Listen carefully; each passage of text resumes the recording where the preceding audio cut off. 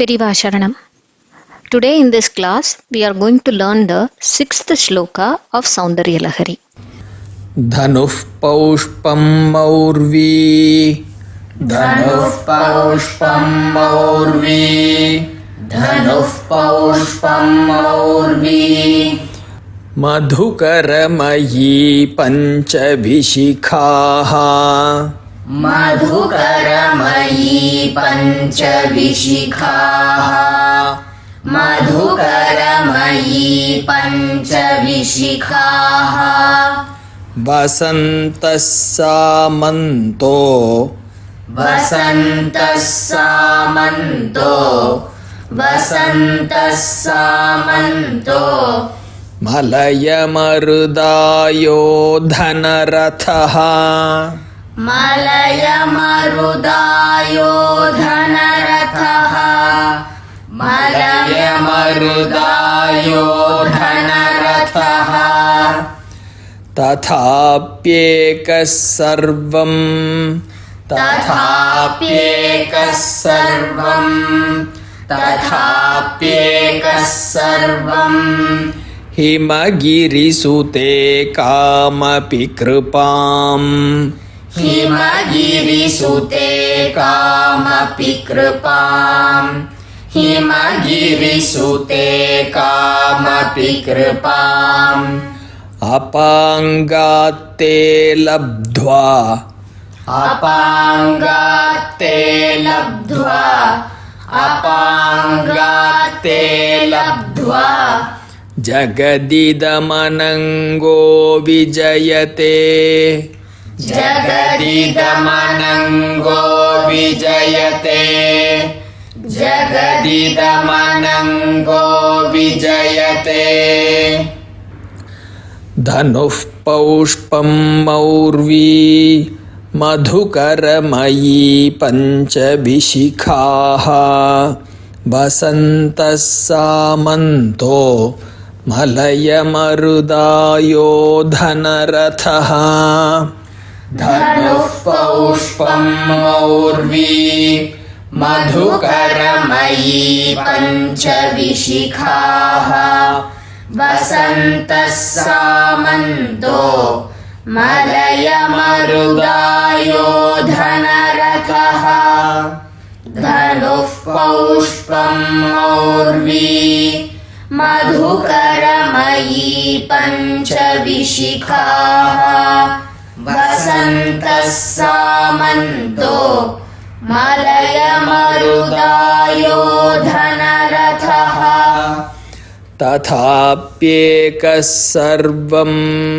himagirisute kamapi kripam apangate labdhva jagadidamanango vijayate tathapyekah sarvam himagirisute kamapi kripam apangate labdhva jagadidamanango vijayate tathapyekah sarvam himagirisute kamapi kripam apangate labdhva jagadidamanango vijayate dhanuh paushpam maurvi madhukaramayi panchavishikhaha vasantas samanto malayamarudayo dhanarathah tathapyekah sarvam himagirisute kamapi kripam apangate labdhva jagadidamanango vijayate dhanuh paushpam maurvi madhukaramayi panchavishikhaha vasantas samanto malayamarudayo dhanarathah तथाप्येकः सर्वं हिमगिरिसुते कामपि कृपाम् अपाङ्गात्ते लब्ध्वा जगदिदमनङ्गो विजयते धनुः पौष्पम् मौर्वी मधुकरमयी पञ्चविशिखाः वसन्तः सामन्तो मलयमरुदायो धनरथः तथाप्येकः सर्वम् हिमगिरिसुते कामपि कृपाम् अपाङ्गात्ते लब्ध्वा जगदिदमनङ्गो विजयते. Now let us see the meaning of the shloka. This shloka has many tattvarthas that are embedded inside it. The shloka can also be explained with a very detailed commentary which can run for many hours together. But for the sake of our learning, we will now try and understand the meaning of the words as much as possible. This shloka talks about a great warrior. I can understand your thought process here. Soundarya Lahari is the shloka about Ambal, but why is a warrior being described here instead of her? Here, the shloka talks about a very great or a strong warrior who goes to a battle. He takes along with him some weapons for the battle, which we might feel funny when we hear them. And this warrior who goes to the battle along with these weapons, which we will never imagine, but still he is able to win the war. How? Because of Ambal's blessings or her kataksha. He does not have a very huge army, very powerful weapons, or even strong allies who can help him in the war for that matter. But even then, he always, we will have to note here, the word is always wins the war. Who is that very important or powerful warrior? It is none other than Manmatha. Acharya has created this poem not only with implied meanings, but also intertwined it with a comedy and lot of poetic beauty. Now we will go to the first line of the shloka. Dhanuhu paushpam. Dhanuhu is bow. Paushpam is flower. So Dhanuhu paushpam is a bow made of flowers. Now a question will come to our minds. Manmatha is generally seen to be having a bow made of sugarcane. Periva knows that we are going to ask this question. So he himself asks this question and he answers it. He says, if Acharya has depicted Manmatha with a bow made of flowers and not with a bow made of sugarcane, we have to understand that it will be with a very good reason only. So he says, when he went and referred to the Amarakosha about the synonyms of Manmatha, it is specified that Manmatha can also be called as Pushpadhanva, Ratipatir, Makaradhwaja, Atmabhuhu, and so on. There are few other names also. So in this, Pushpadhanva means a person holding a bow made of flowers. So in Amaram, Manmatha is called as the one who is holding a flower bow. Here he is also giving us a comparable situation for us to understand. Now we are all aware of Lord Muruga or Lord Kartikeya, who is the brother of Vinayaka. There is very one famous story that everyone knows, where Lord Vinayaka and Lord Kartikeya have a fight for a mango that was presented to Lord Parameshwara. And in order to resolve this fight, Parameshwara says the mango will be gifted to the person who goes around the world first. So we know that Lord Kartikeya went on a peacock. He went around the world on a peacock. Whereas Lord Vinayaka did pradakshinam of his parents, that is Lord Parameshwara and Parvati, and he said, now I have done the pradakshinam of the whole world, please give me the fruit, and he took the fruit. So in that story, Lord Muruga is seen going around the earth on a peacock. That peacock is the one which he had from his childhood. Then later, when he did Sura Samharam, the Suran was defeated and he became another peacock, and then he remained with Lord Muruga. So now he has two peacocks. Nowadays, we ourselves are having two cars or two scooters. One is not enough. That is the situation.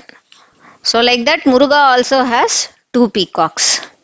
In temples, when we go, some murtams, the left side of Muruga, we can see the face of the peacock, and in the right side, we can see the long feathers of the peacock.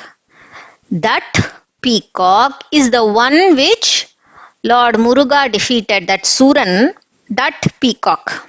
But in some temples, we can see Lord Muruga where the face of the peacock is on the right side and the feathers of the peacock are on the left side. This is the peacock which Lord Muruga had from his childhood. Apart from this, Lord Muruga has one more peacock. That is, when Lord Devendra himself took the form of a peacock and carried him. In these type of murtams, we can see that Lord Muruga is sitting on the peacock which is facing directly towards us. So now Lord Muruga has three peacocks. Periva is giving these examples for us to understand that Manmata can also have two bows, where a form of Manmata with sugarcane bow is commonly known to everyone, while this form where he has a flower bow is not that much known. Acharya has used this particular form of Manmata with flower bow. And why? When we go forward in understanding the other lines of the shloka, we will see how Manmata, his form, his weapons, etc., are all going to make us laugh and think what kind of useless apparatus he takes to the battle. And to stress this, Acharya has used the flower bow, which is very, very, very fragile.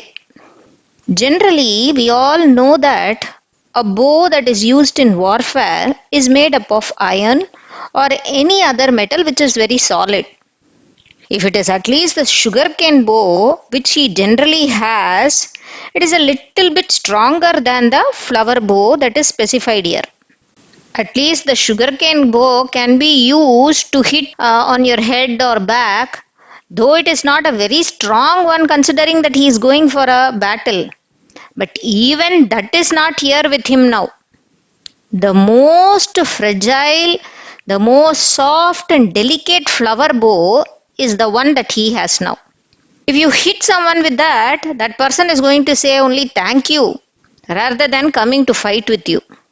If this is the case with the bow, the string that attaches to it is even unthinkable. What is it? The next words are specifying it. Maurvi Madhukaramayi.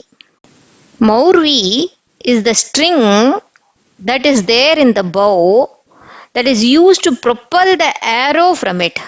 What is it made up of? Madhukaramayi. Madhukaraha means the honeybees. It also has various other names like Brahmaram, etc. Madhukara means Madhu is nectar. And this honeybee goes in search of the nectar in the flowers and collects it. So it is called Madhukaran. It is not just one bee here, but a line of bees, which is like a string. A group or a swarm of bees flying and maintaining its position in the form of a line. Now let us imagine the bow is made up of very fragrant flowers filled with nectar. And these bees are standing in line to go and collect that nectar. So it becomes like the string of the bow. What a beautiful sight it should be. Here, Periva has given a very nice explanation for this. He says, when we imagine this particular situation, there are a lot of honeybees here. Though Manmata does not have any powerful weapon or the bow is very weak, it seems to us that maybe the honeybees can sting and harm the person on the opposite side. Then how this can be a useless apparatus? For this, we have to understand that the honeybees are portrayed as only in the place of a string which is going to remain in the same place, that is with Manmata only. It is only the arrow that are shot out of the bow and it will go near the other person. So then what is the purpose of bringing honeybees here? Where Acharya could have used any other item like a creeper or a plant where the flowers grow. We can understand this from the next words. They are Pancha Vishikaha. Pancha means 5 and Vishikaha means the arrows. That is, Manmata has 5 arrows in his hands. We will remember in Lalita Sahasranamam, we said that Ambal has a sugarcane bow and 5 flower arrows. We have to understand that Ambal is not going for any war here. She is only a Anugraha Murti. But even though Manmata is going for a war, he has only flower bow and flower arrows. That is what is brought out here. What are the flower arrows that Manmata has? That is also described in Amaram. The first one is lotus or Aravindam, Ashokam, mango or Ma, then Navamallika, Nilotpalam. Okay, what is the connection of all these flower bows and the honeybees that is given as a string for the bow? Periva explains this to us. He says, Manmata goes to war with whom? It is us, we living things on this earth. The target of these arrows are we human beings.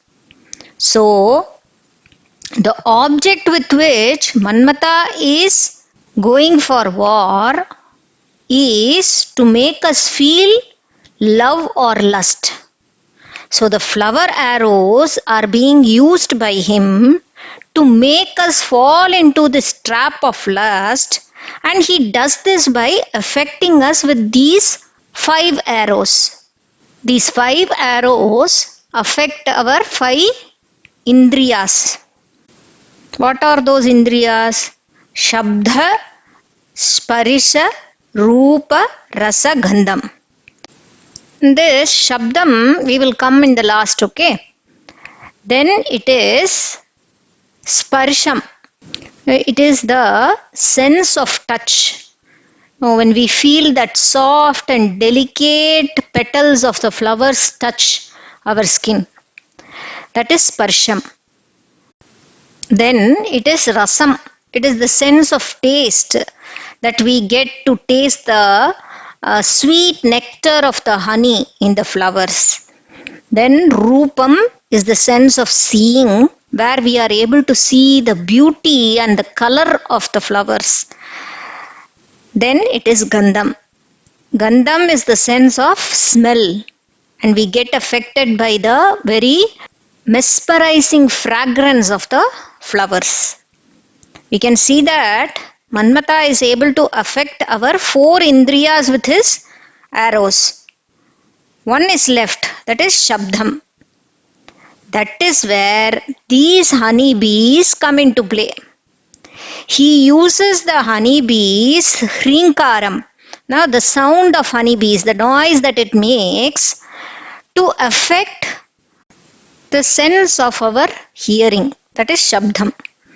So that is why Periva says that Acharya would have used honeybees to represent the string in the bow, though we might feel that these honeybees are a little scary comparing to the other apparatuses that are being used by Manmatha. What a beautiful explanation for the illustration Periva gives. Okay, we have seen the first line where all the apparatuses that has been used by Manmatha are given. Dhanuf Paushpam Maurvi Madhukaramayi Panchavishikhaha. We'll go to the second line where it speaks about someone who is helping him. Vasantaha Samanto. Samanto or Samantaha means an assistant or someone supporting or an ally to the war, we can say. Here, who is the Samantaha of Manmatha? It is Vasantaha. Vasantaha means the spring season.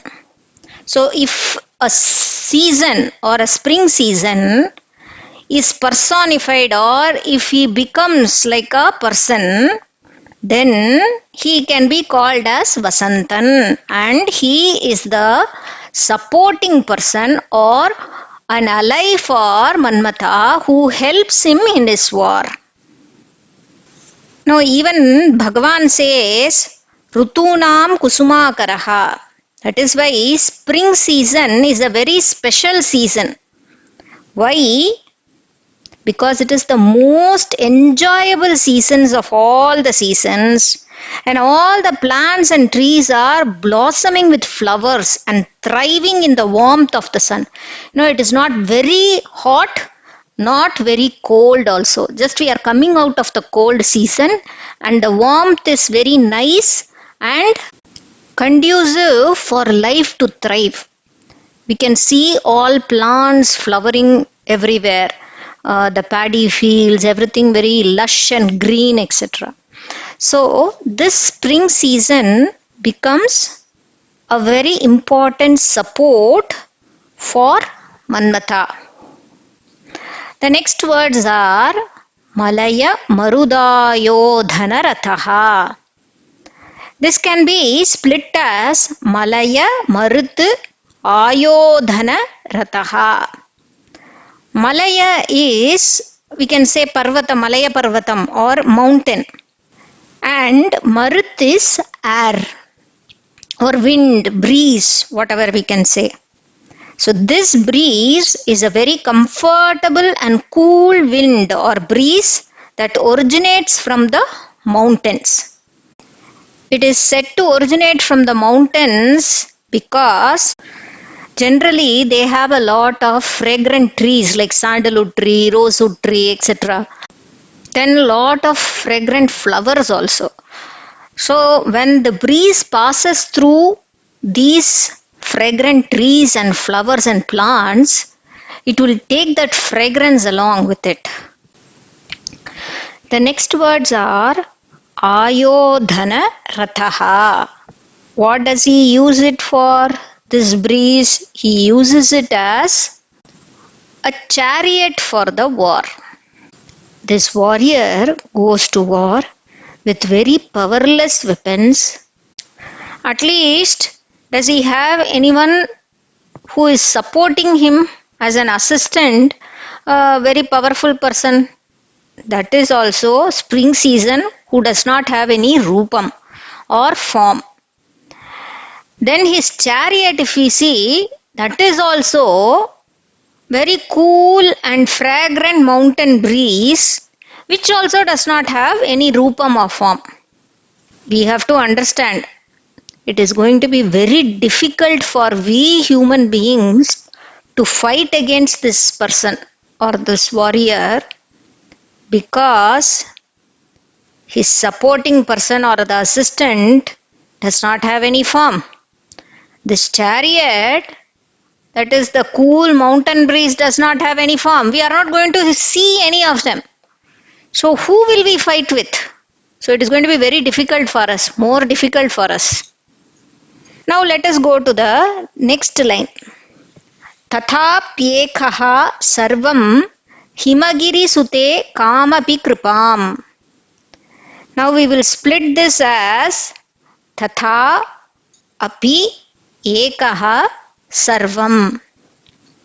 Tatha means like that. Api is even. Ekaha as one person. So, tatha api ekaha. Even though everything is like that and he is only a single person. What are the other things? That is, his weapons are not sharp, his assistant does not have any form, and the chariot also that he is traveling for the war does not have any form. And even though he is a single person, he does not have a big army for him to fight. He is just single person who is against us. Tatha api ekaha sarvam. It is going to continue from there. So in the prose order, when we go, it will get changed with the last word of the next line. Sarvam vijayate. He wins everything. Vijayate means he is winning. Sarvam vijayate. He wins everyone. Now we will see the words in between. Himagiri sute kamapi kripam. Himagiri is Himachalam or Himalayas. Sute, the daughter of Himalayas. Who is that? Parvati Devi. Kamapi kripam. Kripa is, we know, grace or blessing. What is Kamapi? We say Ambal as Avyaja Karuna Murti, which means she does not require any reason for giving her grace. Why is that? Because it is her nature to shower us with her grace. She does not require any kind of reason to give her grace. The same way, Acharyal here says that the kripa or the blessing is undescribable or unconditional, or there is no reason for you to give your grace. That kind of a undescribable and unconditional grace that you give to us. Himagiri sute kamapi kripam. Hey Parvati, daughter of Himavan or Himachalam, who does not require any reason for showering her kripa on us, and that kripa is undescribable or unconditional kripa. So that compassion does not have any reason or condition to it. That kind of kripa she blesses. What does Manmata do with that kind of kripa or blessing? That comes in the next line. Apangate labdva jagadida manango vijayate. Apangate. Apangate is kataksham of Ambal. The look of Ambal from the corner of her eyes. Meaning she does not look directly also. No, she is looking from the side or the corner of her eyes, and that is called as kataksham. So Acharya says Ambal does not require any reason or conditions for showering her blessings, and that blessing also Manmata is getting it from the corner of the eyes of Ambal. She is not looking directly, just the corner of her eyes is giving so much of blessings to him, and with that blessings labdva, he gets that blessings. Jagat idam, we can say it as idam jagat, that is this world, this whole world. Anangaha, Anangaha is another name of Manmathan. Why? He does not have any body or form. That is why he is called Anangan. Angam is body, our Angam or parts of our body we say.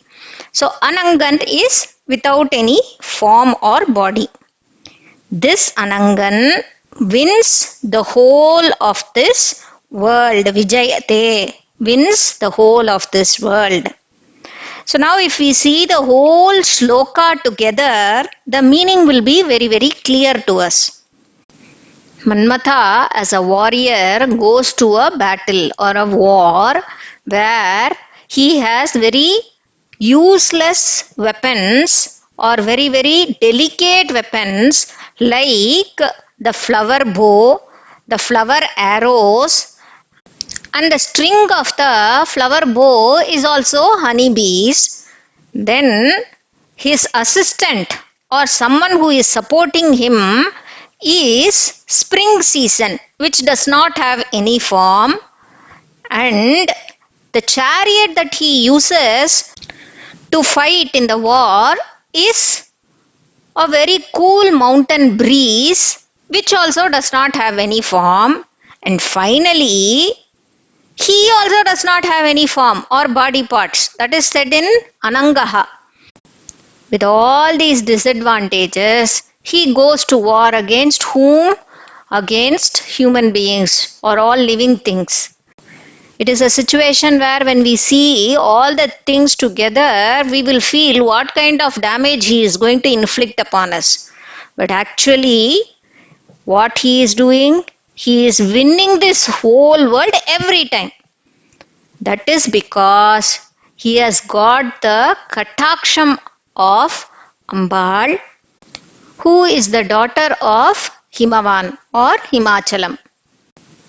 Here, Acharya is describing Manmatha only, but by giving all these things, finally he comes to the very important point where he describes the importance or the power of Ambal's kataksham, the grace that is showered by Ambal from the corner of her eyes. She does not even look straight. If she looks from the corner eye, that kataksham itself is enough for Manmatha to win this whole world, even though he is only a single person and even he does not have any form at all. This story of Manmatha not having any form is also well known to us. It is a situation where Lord Subramanya has to be born and Lord Parameshwara is in a very long tapas. Now all devatas are thinking what to do to wake him up from his tapas. Parameshwara is known to be getting very angry quickly. He might also get angry on those who are going to wake him up. They all devise a plan and call upon Manmatha. They ask Manmatha to go and wake Parameshwara with his flower arrows, because he is the one who is responsible for creating that kind of a feeling in all living things. So they call upon Manmatha and they praise him with a lot of good verses, saying him to be very powerful, to be very good looking. And Manmatha also becomes very arrogant. He thinks that he is very powerful and that he can also win over Parameshwara. With lot of arrogance, he goes and approaches Parameshwara and he uses his flower arrows. What happens? Immediately Parameshwara became very angry and he opens his third eye. the Agni from the third eye goes and makes Manmatha into ashes. Seeing this, Rati Devi, who is the wife of Manmatha, becomes very sad and she goes to Ambal, Parvati Devi. She does prayers and upasana and puja to Ambal, and Ambal goes to Parameshwara and pacifies him and then gets back the life of Manmatha. But though she gives the life to Manmatha, she does not give the form to Manmatha. Because it is a punishment that has been given by her husband, she does not want to disobey that fully. So with submissiveness, she approaches Parameshwara and he says, okay, fine, you give life to Manmatha. But because he was very proud of his looks, his beautiful deha and everything, he loses that deha or body. So now he does not have any form. He is a Anangan. After that, Manmatha would have understood that he should approach with humility. So he does puja of Ambal, upasana of Ambal, and with her power, with her grace, with her compassion, he is able to win this whole world. It is not because of his power. It is because of the kataksham or the power of Ambal's kataksham.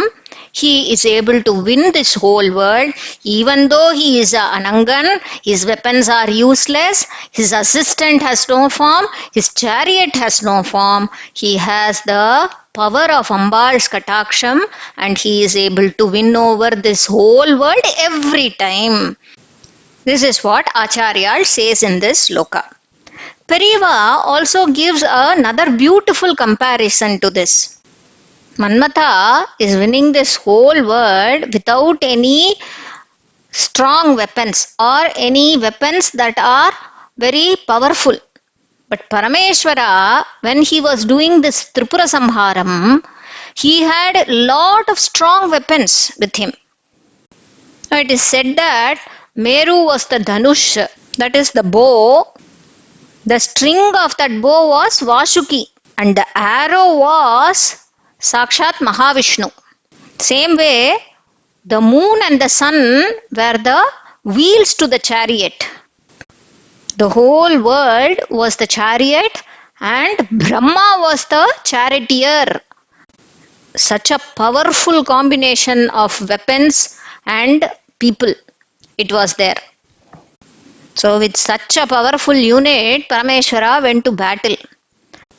Even with all these things, what he did? He just smiled and everything was over. The Tripurasuras were burnt to ashes with just one smile. Even though Parameshwara had so much of powerful weapons, he just smiled and the Asuras were burnt down. So Periva shows the connection over here where Manmatha, who is an Anangan, who does not even have a body or any form, is able to win this whole world. And Parameshwara, who has the most powerful weapons and unit with him to win a battle, does not even use that, but just smiles and wins the battle. It is all because of Ambal. How? Manmatha we understood from the sloka, but Periva says here Parameshwara, who had all the very powerful weapons, thought within himself that why do I require so many powerful weapons when I have Shakti inside myself? Why should I require such weapons? So he thought and he smiled and everything was over. The Tripurasuras were turned into ashes. Such is the power of Ambal's Kataksham and her grace. Our Sharanagati to Ambal is the only way that we could somehow get that grace. Periva Sharanam.